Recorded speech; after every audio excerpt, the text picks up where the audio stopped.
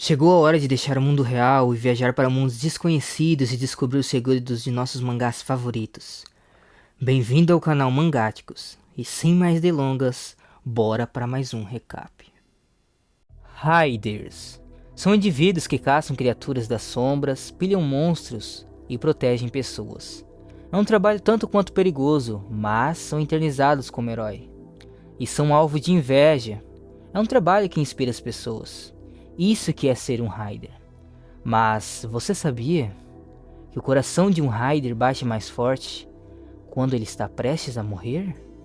Nossa história começa numa cafeteria, onde do nada um cara grita, e esse cara era o nosso prota, JR1, que questiona que a agência de Hiders achava que ele era um escudo de carne, e ele estava gritando com Jeong e Womin.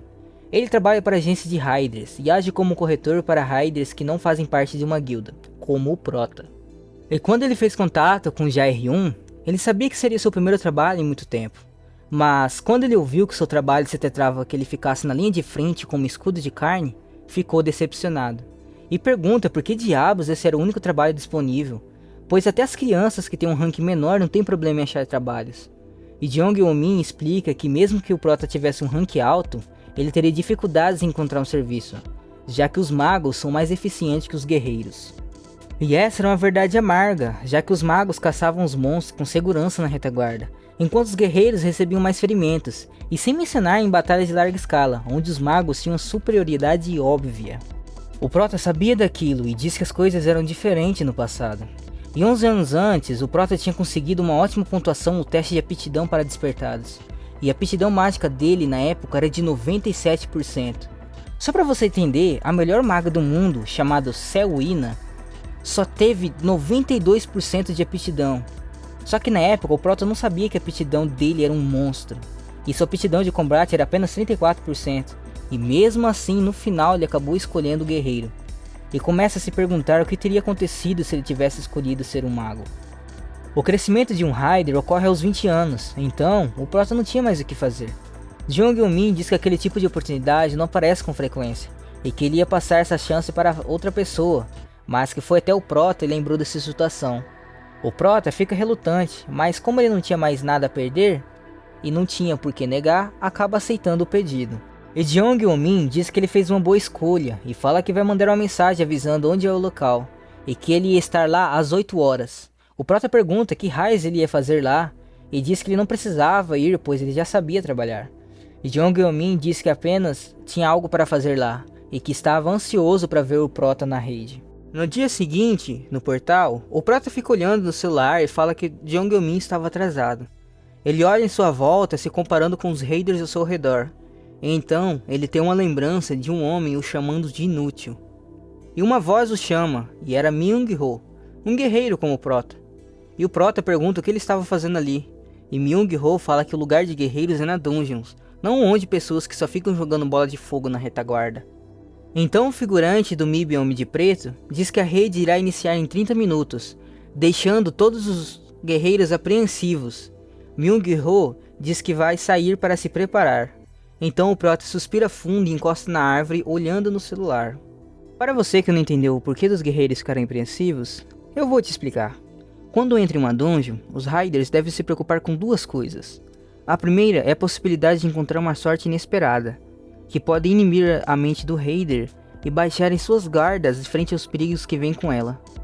E enquanto eles estão incapazes de pensar logicamente, a dungeon os testa, para ver se o que está em suas mãos é realmente sorte, ou na verdade uma tragédia disfarçada. E a segunda é... Mudando de cena, Myung-ho questiona que o prota estava olhando para o celular de novo, e pergunta se ele estava olhando para uma foto de namorado ou algo assim. O prota diz que não era aquilo, e olha para o celular novamente, com a foto da sua mãe, e assim eles entram na dungeon. Já dentro da dungeon, vários monstros começam a avançar, e os magos falam para os guerreiros segurarem os monstros, mesmo que isso mate eles. Então, eles começam a preparar seus ataques, e lançam suas magias, derrotando os monstros pulverizados. Um pouco após a batalha, já na área de descanso, Myung-ho comenta que só faltava a sala do boss, e pergunta pro prota se ele ganhou algum tipo de drop bom. E o prota diz que não tem certeza, e no momento que ele ia ver seus itens, o sistema começa a dar erro, causando uma dor de cabeça no prota. Então uma janela de notificação aparece, dizendo que o sistema de Aesir tinha caído e que não conseguia reiniciar por motivos desconhecidos. Jae-hyun fica confuso, se perguntando o que estava acontecendo, e de repente ele ouve uma voz, que diz para ele seguir a luz. Ele olha rapidamente, e outra janela de notificação aparece, dizendo que uma presença desconhecida estava se infiltrando no sistema de Aesir, e tenta executar reparos no modo seguro, mas acaba falhando. E Jae-hyun, ainda confuso, começa a se questionar de quem era aquela voz que ele ouviu, e se pergunta em voz alta que ele tinha que seguir a luz. E Myung-ho pergunta do que ele estava falando, e no momento que ele olha para o rosto de Myung-ho, ele vê uma luz que começa a se mexer, e mostra um caminho para ele. Então o Prota sente que precisa ir até onde aquilo levava, e se levanta, apreensivo e nervoso. Enquanto seguia a luz, o Prota tenta novamente ver sua janela de status, e acaba falhando. Ele questiona que diabos ele estava fazendo ali, seguindo uma luz porque uma voz falou. Então ele se pergunta se a voz que ele ouviu tem algo a ver com a queda do sistema. O sistema Aesir é uma referência aos deuses de Asgard, como Odin e Thor, e que o nome Aesir era o último bastião de esperança para a humanidade depois de ela ser levada à beira da extinção. 20 anos antes, que seria conhecido como o Ano da Calamidade, no meio do Oceano Pacífico, uma árvore gigante de altura imensurável cresceu. Ela de repente brotou em uma manhã, crescendo para além do céu em 9 dias. Algumas pessoas a chamaram de sinal da extinção dos humanos, outros de Árvore das Bênçãos. E o verdadeiro nome dessa árvore era Yggdrasil. E no 9º dia, depois de crescer completamente, a tragédia começou por todo o mundo. Um desastre global sem precedentes, e vários monstros começaram a aparecer. Metade da humanidade morreu para esses monstros, e a outra metade morreu de fome e de doenças. Agora você vai me perguntar como é que esses caras sobreviveu? Não sei, só segue o roteiro. E foi nesse momento em que todos estavam se remoendo em desespero, como sempre, que sejam da pega, que uma pequena esperança para a humanidade nasceu, derrotando os monstros que ninguém conseguia. O primeiro despertado, que empunhava a autoridade dos deuses. Despertados, e entre eles havia aqueles que caçavam monstros, os Riders. O sistema Aesir era a arma mais forte empunhada pelos heróis da humanidade. Mas, e se algo grande mudasse o sistema Aesir? Então, seguindo a luz, o Prota chega na frente de uma porta gigante verde. E aquilo não era nada mais nada menos que um portão de tesouro. Portões de tesouro são salões que aparecem muito raramente em dungeons de classe alta. Eles normalmente contêm itens especiais ou ingredientes raros. E dizem que os itens desses salões, no pior dos casos, valem centenas de milhares de dólares. Então, o Prota abre a porta com frio na barriga e vê vários pilares com um item brilhante no meio. Ele se aproxima falando que deve ser um item incrível. E quando ele pega o item, várias janelas de notificações aparecem, dizendo que uma parte do sistema tinha voltado. E pergunta se ele quer avaliar o item. E ele aceita. E o item não era nada mais e nada menos que o olho de Odin. Caraca, onde que foi parar o olho do cara, velho? Saiu de Asgard e caiu numa dungeon. É foda um bagulho desse, hein? O Prota dá até uma limpada nos olhos, não acreditando. E olha novamente e vê as habilidades que o item tinha. Cara, que bagulho roubado. Eu nem vou ler esse treco. Certeza que esse treco é hack. E o Prota já pensa que ele ia ficar podre de rico se vendesse ele. Mano, o bicho é uma anta, pra que ele vai vender o bagulho roubado desse, velho? Então ele começa a imaginar sua vida com o dinheiro que vai ganhar se vender o item.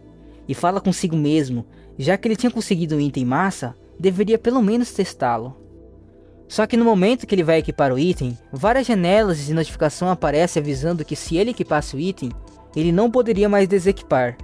E assim, o Prota fala que não tem sentido equipar o item já que ele vai vender, e guarda o item.